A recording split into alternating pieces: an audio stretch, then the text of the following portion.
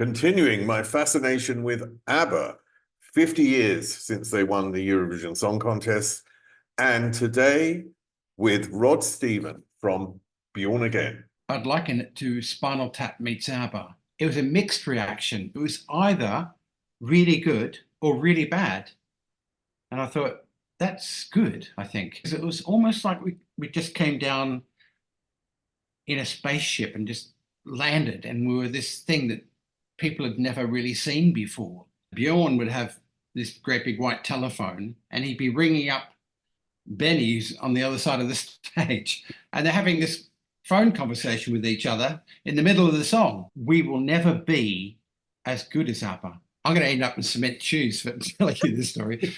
Some of the stories that Rod Stephen tells me in this interview are just fabulous. Do you know they were nearly called Benny There, Done That? Well, they ended up as Bjorn Again, and we've been hearing from Rod in just a second. Just time to ask you to subscribe. It helps me, and it allows you to hear when I post something new on the channel. Okay, let's get on with it with Rod Stephen and Bjorn Again.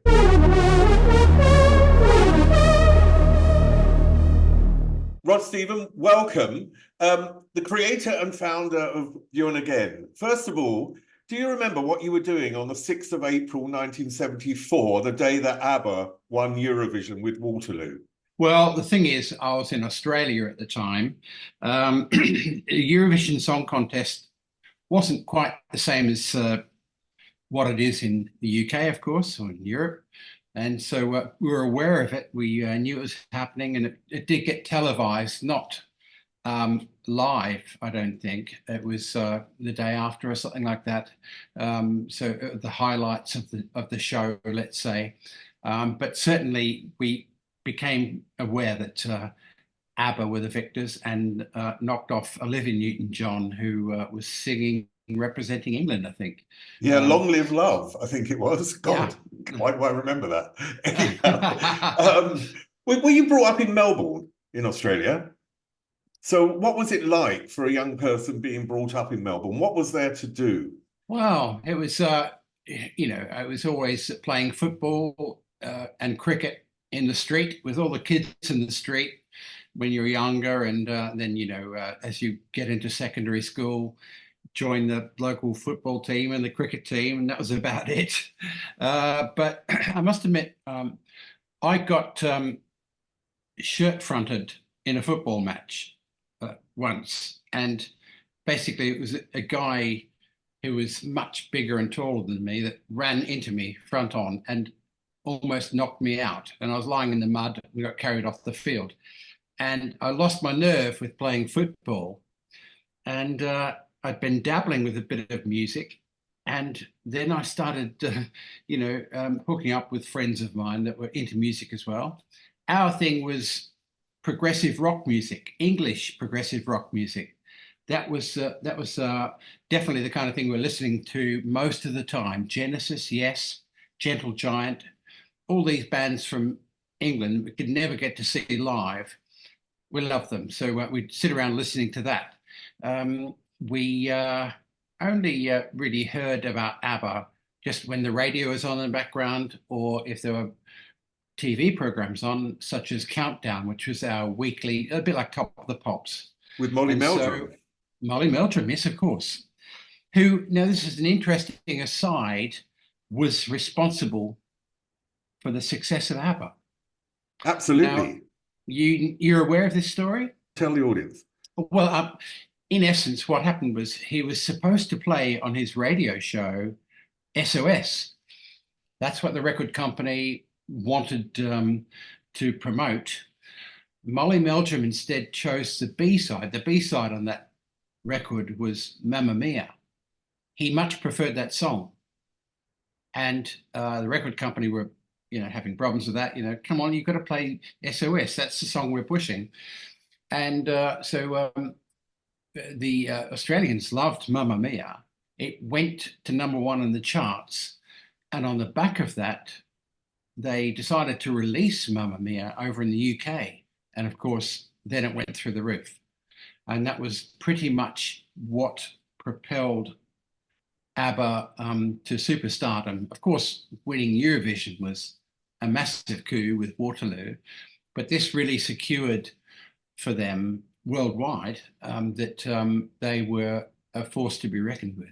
After you had this accident, let's call it football, and you got into music, how did your family view creativity? Were they supportive, or did they view it like most families in that era, because it's not something that is seen as something where you can make money, you know? Sure enough, yeah, it was something that I guess I discovered myself, but I suppose in my formative years, I was there was always a musical instrument around, and I tried this and that recorder.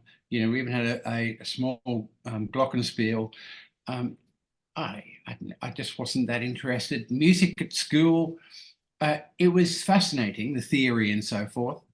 I couldn't really get a grasp on it though, although it was fascinating.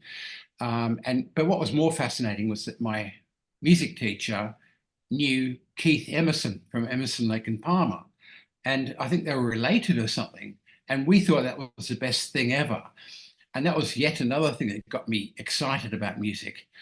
But a friend of mine had an acoustic guitar, and I started playing that. I knew how to play the guitar, even without being taught or anything like that. I used to dream about playing the guitar. I could, in my dreams, I was playing scales on the guitar, and when I picked up the guitar, I could play it. That was very bizarre. And straight away, I was listening to the radio and picking up on riffs from all the popular bands, mainly Australian bands. This is pre the ABBA era, but I got more and more into music as we went along. But it was always ABBA that was in the background for me throughout the 70s, and of course going into the 80s. So tell me about TV, because I think another, I don't know whether this is completely random and I'm making this up, but when I was sort of researching for this, I was thinking about when I was young, and I was a massive fan of the Muppets, and of course the Swedish Chef. Oh yeah, yeah. And I wonder whether the Swedish Chef had also some sort of impact. It was in the back of your head all the time. Possibly. It may have been a whole bunch of things that anything Swedish was kind of interesting and of course remote. What kind of people are they really? The language was different. There was a fascination with anything from Europe, let's say, or Scandinavia. We weren't exposed to that much of it in Australia, so there was just this kind of remote fascination with it. You said you were into things like Emerson, Lake and Palmer because of your teacher's, relationship, but you were into very different music than ABBA. So did you initially think ABBA were naff, or did you actually like them? Initially, when it was in the background and, on the Sunday night countdown program, Molly Meldrum's program, you'd see the film clips, and I would think to myself, they're basically they're poppy 3-chord songs where they repeat the lyrics a lot. Ring, ring, Mamma Mia, da da da da, money, money, money. Other examples I'm trying to think of, honey, honey. It seemed like, is that what the go is with Swedish music? They just repeat the lyric and really drive that home. But when you compare it to an album like The Lamb Lies Down on Broadway, which of course is a totally different type of musical experience, and Tubular Bells, for example, I didn't really relate to ABBA that well back in the early days.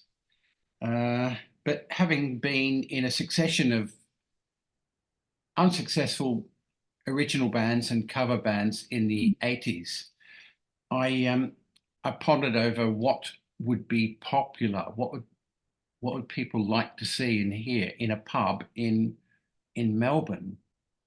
And of course, there's a lot of great Australian music, which most of the cover bands were playing anyway.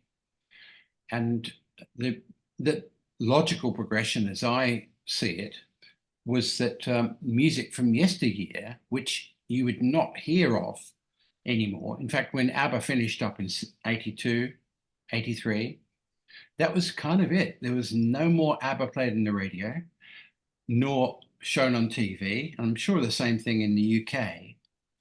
It was as though they had completely disappeared, as well as the fashion from the 70s, of course. In the 80s, everyone was trying to dress up like Spandau Ballet or Duran Duran and listening to that kind of music. And the whole of the 70s thing just got shifted to one side. So in 88, that's when I thought, wouldn't it be great to revisit this music? And so definitely, I thought ABBA would be the focus because there were so many songs that we all knew, we'd all heard.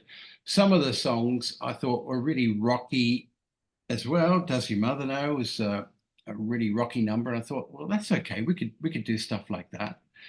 But it was perhaps most importantly, I think, the name Bjorn Again, which oddly, when I was skiing with friends in the Highlands in Victoria, I made up all these names. So silly names like Hands Down to Blouse and Been There, Done That.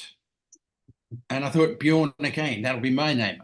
So we'd sing out to each other whilst we're skiing along, trying to impress girls and stuff, which I'm sure it didn't, but with these Scandinavian names. So the name Bjorn Again was there. And when I thought to do the band Bjorn Again, I thought that'd be the perfect name for it, surely. And so it stuck straight away, and we just carried on from that moment onwards. How did your friends react? Because it is, I mean, it was such an original idea back then. And in retrospect, it's an incredibly clever idea. But if I'm at that moment in time, I'm going to think, you're nuts. Do you know what I mean? Yeah, yeah. You're totally right, Steve. I got that reaction from, so I canvassed opinions from all my friends and family, and it was a mixed reaction. It was either really good or really bad. And I thought, that's good, I think. So to have such a negative reaction from some people, like, you crazy. No one cares about ABBA. No one would be interested at all. Or, yeah, that'd be fun. Yeah, I'd go and see that. But nothing really in between. It was one extreme or the other. So that also made me think, this is a good idea. And so we stuck with it. So did you sit down then? Like TV shows have what they call Bibles, where they, identify the structure of the TV show and they look at what goes where, and over a series, that's why a series always looks similar on a TV show, like a cooking show or something like that. And they create something which is the rules of the show. Did you create something which was the rules of the band, or did that just sort of come into being as you were starting? I think the initial part of it was, we will never be as good as ABBA. Can't be. They are top of the game. Songwriting, performance, production in the studio, everything amazing. That we can't match that. So let's try and do something that's a bit removed from it. And so with that, we chose to kind of go down the avenue of being a pastiche, really, a bit of a satire of what ABBA was, and developed a story around Bjorn Again as to why we existed, but also for the show. We, of course, spoke in our Swinglish accents, which are kind of half Swedish, half English, and but rock the show up even more, using Does Your Mother Know as a good example, to give most of the songs that kind of rock and roll attitude. So it had a guitar edge to it, and we were like, in terms of comedy, there was quite a lot of comedy on stage as well. For example, the song Ring Ring. We don't just play Ring Ring. We have a breakdown section in the song where there'd be a telephone ringing sound over the PA. And Bjorn would have this great big white telephone, and he'd be ringing up Benny's on the other side of the stage. And they're having this phone conversation with each other in the middle of the song.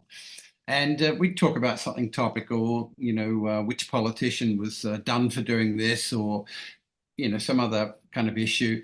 And it was really funny. So I think that was kind of the hallmark of Bjorn Again, that we could get that ABBA formula and sort of make it our own in that regard. And there's other examples throughout the show where we do the similar kind of thing. Well, I'll give you a good example. It's SOS, a great ABBA song, fantastic song, and we all love SOS. But I liked the way I got Message in a Bottle by the Police, and the end of that song, sending out an SOS, that married it into the end of SOS by ABBA. And we still do that to the day, and it goes over really well. And the audience are kind of like, what? We're listening to the Police now. What's going on? Almost as if to say we're celebrating not just ABBA's music, but other music from various eras, and in a Bjorn Again style. I mean, what I like about what you're saying about the sort of interpretation and the arrangements you had to do is that you clearly had to look into ABBA's music in a way that really specifically understood the talent that went into making it. So it must have made you see their music differently, because I think a lot of us today, and I was one in the 70s up to the early 80s, it's a bit on the back burner where I thought, oh yeah, quite like it, but I shouldn't like it and all that sort of stuff. And now today I sort of appreciate it in a different way. That's right, yeah. Well, you're right. In order to understand the songs and the music, it had to be deconstructed. And that was a tricky part, trying to figure out what the heck do we do with this, because they used so much studio wizardry, ABBA, and brilliantly, I might add as well. When you really analyze what they did in the studio, it's just quite unbelievable. So what they were trying to achieve was that same kind of Beach Boys effect, that wall of sound, the Phil Spector wall of sound, which Michael Tretow, the engineer producer, targeted, and what Benny and Bjorn wanted. So they would layer not only the vocals, which was just unbelievable, but musically as well. So much trickery going on in the studio. And how the heck do we do that live? So with pulling it all apart, putting it back together, the fundament was, let's bring it back down to a basic rock and roll band lineup. So drums, bass, guitar, keyboards, and plonk the vocals on top of that. But also with, at the time, we're using some old equipment. So we had early sequences and stuff. We could run sequences with the songs, and we could put in percussion, tambourine, shaker, strings, other bits and pieces. So we did have a bit of help. So it's a bit like a seventh musician on stage.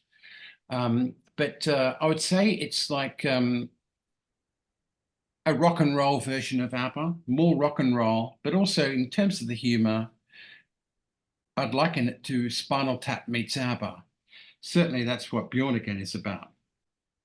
Can you remember the first gig? Because there must have been such trepidation. I imagine you were sort of shitting yourself going on stage with this idea where you're not really sure what the reaction is going to be, and you probably got all your mates in the audience to start with. And I just wondered how that performance was, and critically how you viewed it afterwards, and what you understood what you had to do from that first performance. Yeah, Steve, you're totally right. It was a lot of trepidation for the first show. In fact, we did delay the first show because we thought we're not ready for this. So it got put back by a month or so. There's so much to get ready for the show: costumes, choreography. We had to, in essence, ABBA didn't dance. You look at any ABBA film clip, video clip, and there's no choreography, there's no dancing. So we kind of thought, well, we've got to have some dancing going. We can't stand stock still on stage. So the girls do a lot of choreography. So we did delay the first show by quite a while. And I have to say, so this is how it was advertised. There was a blackboard out the front of this venue in Collingwood in inner suburban Melbourne, very small pub that holds 300 people at tops. And it was flying it up the flagpole, really. Is this going to work, or you know, are people just going to not show up? We didn't really know. And we just let it happen. And on the day, this room was jam-packed. And they couldn't fit any more people in. There were people out the front milling around and couldn't get in. There was about 300 or 400 people there for sure. And it went over so well because it was almost like we just came down in a spaceship and just landed, and we were this thing that people had never really seen before. And you're right, it was so far left field. No one would dream of doing ABBA music. No pub band would dress up like ABBA and play the songs. And it turned out to be the perfect formula. And I think probably overarching would be that the name was really well received. Everyone just laughed at the name for a start. So we're off to a good start there. With the first show being so successful and the venue owner, the pub, what do you call it, the bar owner, selling so much alcohol, he was so happy, you know. So that was a good thing. Everyone was pretty much drunk, including all of our work friends that came down. You're right, there's a lot of friends that came down from work. And so we decided to put on another show 2 weeks later, and the same thing happened again. And you could draw a steep curve going up to the end of 1989, when we were on TV in Australia a lot, and we're touring around the whole country, and we pretty much became a household name within a year. How did it turn international? Yes, that was by virtue of a now I can't remember what she was a connected person. She was a woman from Sweden who came to a show in Melbourne, and she really enjoyed the show. And she said, "Look, I've got a friend of mine that is a promoter out in Sweden. You should contact this person, and you know he'll no doubt put some shows on for you." We thought this would be a great idea. So in 1990, it all connected, and we went to Sweden, and we had something like 12 dates, I think, all around the country. Which the best part of that, I'd have to say, was almost the day we landed. I think it was after the first gig, probably after the first gig. There's a huge newspaper article in their evening paper, front page news. How dare they? You know, how dare this bunch of Australians and do the Coles to Newcastle thing and come over and play our music to us? How dare they? And that hit the right, classic, isn't it? That hit the right chord. Every show on that tour was sold out, and it was mainly, I would say, people about 19, 20 years old. They're like university students mainly. There weren't many older people there, but they liked the subversive element of what we were doing, and so we're fascinated by it. And every show we walked in, and sure enough, there's 2,000 young people who knew the music, and they're cultural icons, of course. And here we were doing our thing, sending them up in a way. It went over really well. But I'll just skip forward a little bit, and that is where Benny and Bjorn, they got wind of this, and the tour manager got a phone call, and he said, "So tomorrow we've got to go to Stockholm. Benny and Bjorn want us to drop in and say hello." So that's what we did. And we thought, what's going to happen here? You know, we're going to be lynched or some kind of thing like that. More with Rod Stephen from Bjorn Again coming up. He's got some fabulous stories to tell in this second half, but just time for me to ask you, please, to subscribe. It helps me and it allows you to hear when I post something new on the website. So sit back and enjoy some more fabulous stories from Rod Stephen of Bjorn Again.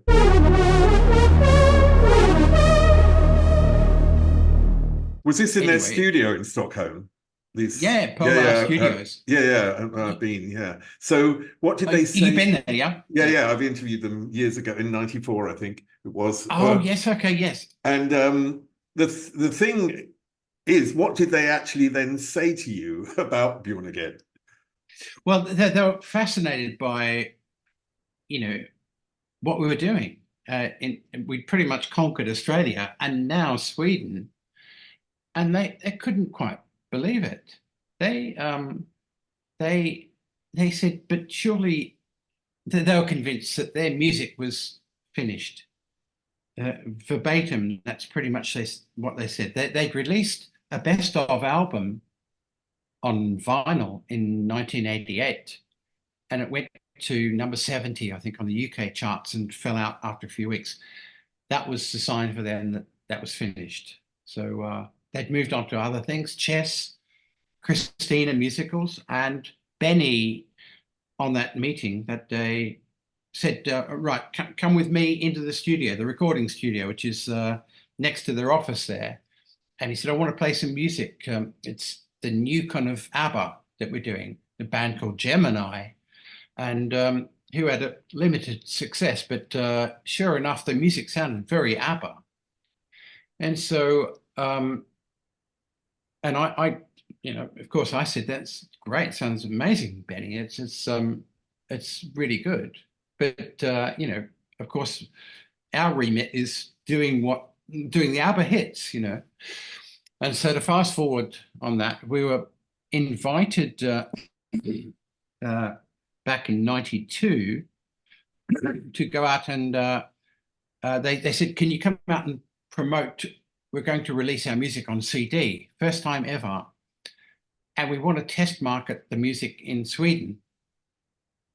So it's a CD, and we're calling it ABBA Gold. We just want to see how it goes. And can you come on live TV and play a few songs and be part of the promotional swing? Yes, of course we can. We did that, and they had little faith in ABBA Gold. They just didn't know. So they did a bit of a sample in Sweden to see how it got along. And we all know what happened to ABBA Gold as a result of that CD being released. It's still in the charts today. There's a YouTube clip, which is where you're performing for Agnetha, and it's at an anniversary show for one of the Swedish TV channels. And, oh, yes. And she's dancing and having fun, seeing herself, as it were, a parody of herself on stage. How did she react? Wow. It's, you know, everyone would say that she was a recluse. She didn't talk to anyone, very shy, and the whole works. Well, I've got to tell you, she is totally the opposite to that. Because when I learnt the idea, that was a corporate show for this TV station. The CEO of TV3, I think it was, he was in a relationship with Agnetha at the time.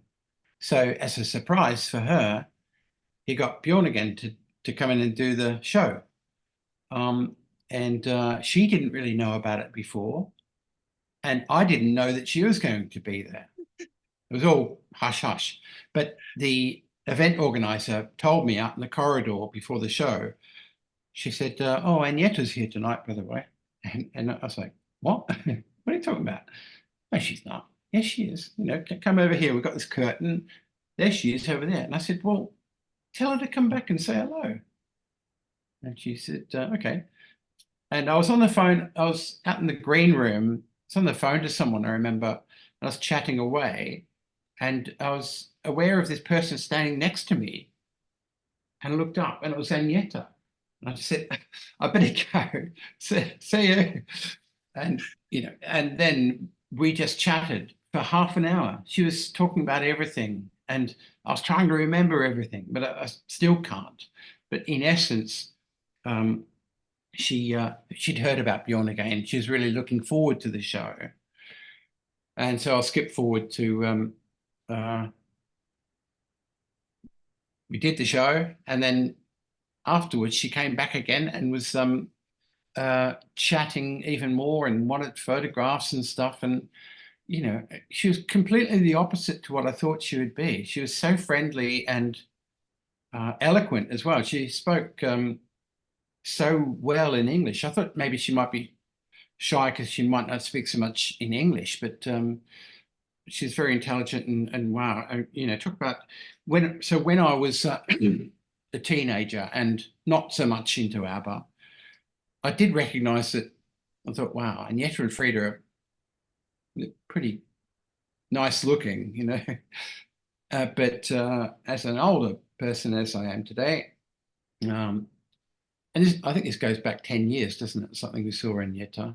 But wow, she is a very attractive person in many regards. You're beautiful, and really nice to chat to. So she doesn't speak Swinglish. She speaks English, does she? I think she kind of does. Yeah. What do you think Bjorn Again has? This is a tough one. What do you think Bjorn Again has that ABBA hasn't?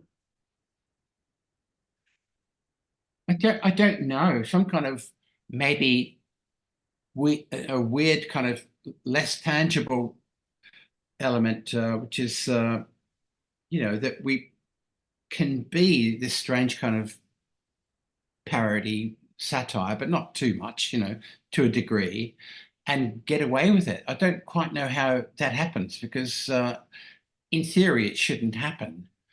But I don't know. But I think actually, Steve, if I'm honest, one of the things that gets said to me a lot is that they love the name. Even Bjorn has said it himself. He loves the name Bjorn Again. It's just it rolls off the tongue really well, and kind of it's a bit like as it's printed on the tin. You know what you're going to get with Bjorn Again. Somehow, I don't quite know how. I don't know really how Bjorn Again got to the level it has done in so many different countries, but I guess it's a guilty pleasure, that you got the ABBA music and people are enjoying that and they just enjoy Bjorn Again's treatment. Because you're a parody, I think sometimes your musical ability is a bit undervalued. Do you know what I mean? Like people go and they see the parody and they're singing along and they're enjoying it for that aspect. Do you feel that sometimes people overlook the musical ability you actually need to do something like this? Steve, I think you're right. Yeah, it's yeah, there's been a lot, not a lot of comments. I've heard quite a few comments about people saying, well, this is back in the earlier days, I would say, all you're doing is just you're copying someone else's music. What that's artistically, it doesn't amount to much. But no, there's been a lot of thought put into arrangements of the songs and musically, vocally, it is challenging stuff. And in my earlier days, I thought it was throwaway poppy music, 3-chord music, but it's really involved, and you need to have your chops in order to play these songs. Now, some of the weirder stories are the people that you've played for. Vladimir Putin, is that true? Oh God! If you are enjoying this interview, and you have, like me, a bit of a fascination with ABBA, 50 years since Eurovision, I've actually uploaded so many different aspects of the ABBA story, from a modern band who plays ABBA type music to this one, Bjorn Again, to ABBA Mania. there's an interview with Carl Magnus Palm, the historian of ABBA, telling us the whole story of ABBA and Eurovision. And there's a really interesting podcast with Jana Schaffer. Jana Schaffer was a guitarist. I don't know, something like 50 of ABBA's tracks featured him. So he tells the inside story of working with Benny and Björn.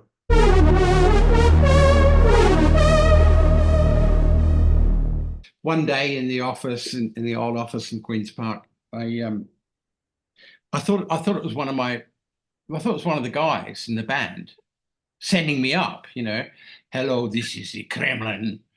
The Kremlin, we want the your ABBA show for our premiere, and I was like, what? So what are you saying? You know, and it was very odd. I thought this is strange. Anyway, that phone call ended, and then an hour later, another phone call. It's the Kremlin again. We've been instructed, you know, to get your band to come and play for our. I think it was a premiere then. He wasn't prime minister or whatever. I'm not sure of that. It turned out to be the Kremlin inquiring about Björn Again coming to do a show at Lake Valdai, which is where Vladimir Putin lives, and it's this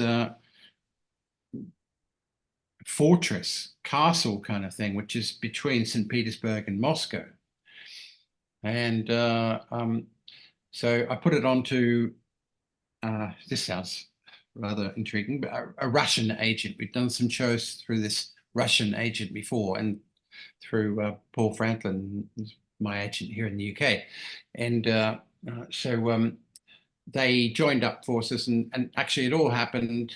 It all got organized, and I sent a team out. I didn't go on this trip, but we went out there.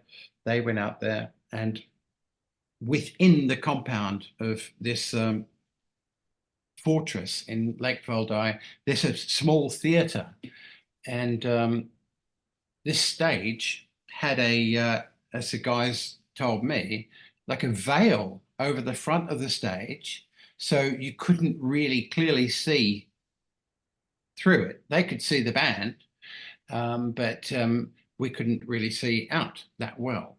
Although Aileen told me, Aileen went out to do the show, she said clearly she saw Vladimir Putin and 8 other guys in black suits standing in a line, and there was some woman, and the speculation was, who was that woman? Was it the wife of Vladimir Putin?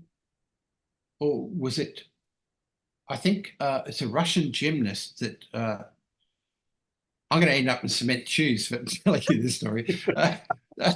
I'll be in the Thames later on tonight. Just don't drink tea. Yeah. But yeah. Shall I leave it at they'll speculate? Leave it at that, because I mean, I did read also that the press spokesperson Dmitry Peskov denied that Putin had even been at the concert. Oh yeah. Which I think is brilliant. So yeah. let's move on. Something closer to home, because you are in London at the moment, is obviously the Queen in 2012 at Buckingham Palace. Did she dance?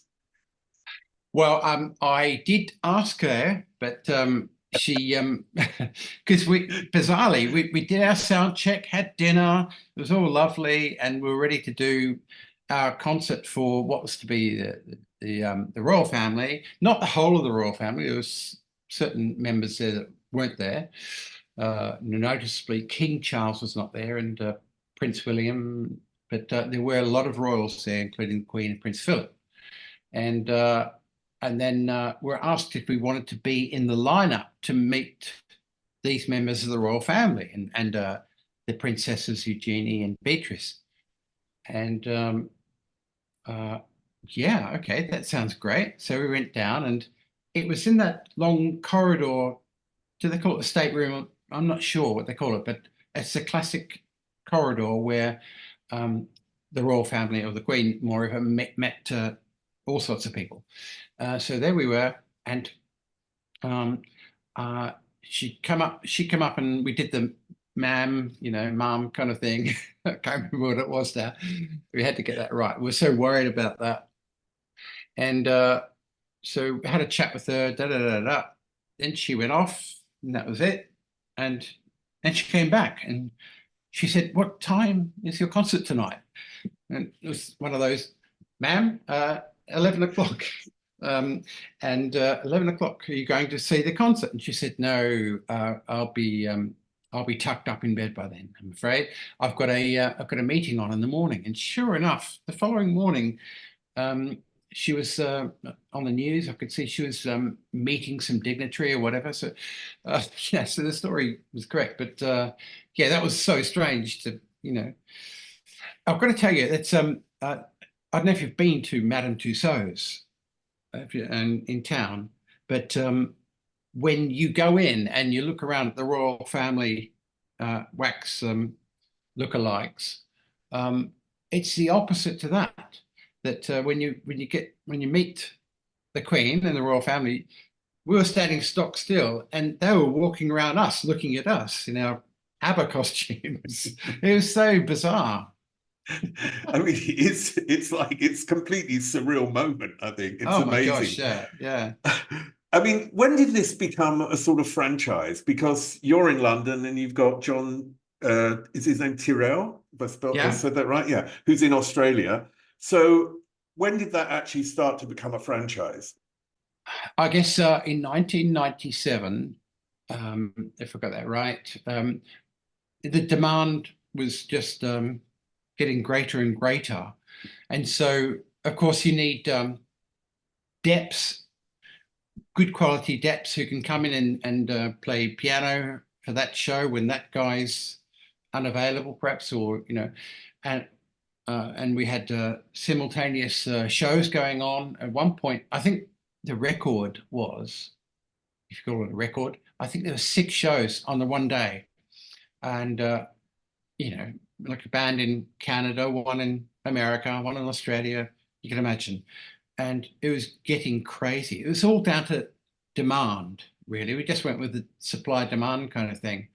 And, but it's not quite as busy as what it was back then. That was a crazy period, but 97 through to 2007, I would say. What do you think about the other ABBA cover bands? Because there are a few around um, the world. How do you think they rate in comparison to you? Well, it's interesting because they I see them as real ABBA tributes, whereas Bjorn Again is something we're in like a bit of a subset that's slightly away from tribute land, but some of them are very good. Some are, but I think moreover, the majority of ABBA tributes um, are trying to be exactly ABBA, and I kind of don't understand that because it's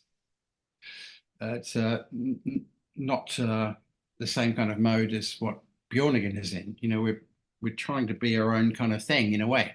But there's some good and bad. There's some classic bad ones, and I understand that people go along specifically to see. I'm not going to say all of them, but some bad ABBA tributes and other tributes as well, just to have a laugh because you still got the music coming at you. So you're having a laugh at it and enjoying the music. So in a way, I kind of understand that. But there certainly are some good ABBA tributes out there for sure.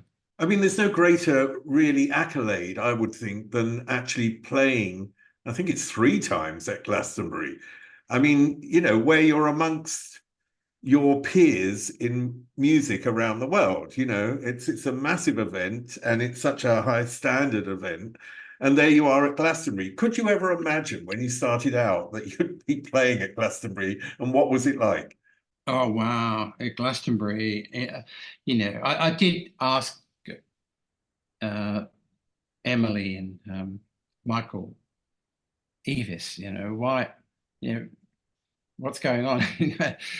That's a lot of trust you're putting in a little Australian ABBA tribute band to come out and open on the pyramid stage, and they're always saying things like, "But you go over so well," and to get the party started, it's almost like we just the right fit to kick things off. It's in the right spirit. Everyone has fun with it. Everyone knows the music. So I guess it's we're reliable in that regard. Not to say we're as big and better than Stormzy and the Killers and all that. We're not, obviously, but in the right place at the right time, Bjorn Again is the perfect fit. 30 years after ABBA won the Eurovision Song Contest, I know that you performed at the Savoy in London for the Radio Times, and I think you played Enter Sandman, which is another great choice. Not an ABBA song, obviously. What was that like, and what will you be doing on the 50th anniversary this year? 50th anniversary. Well, I'll be watching on this time, watching the song contest, and I don't know, cheering on England, as I suppose I should. Maybe Australia. I don't know if we got representation this year. Is there ever going to be an Avatar show of Bjorn Again?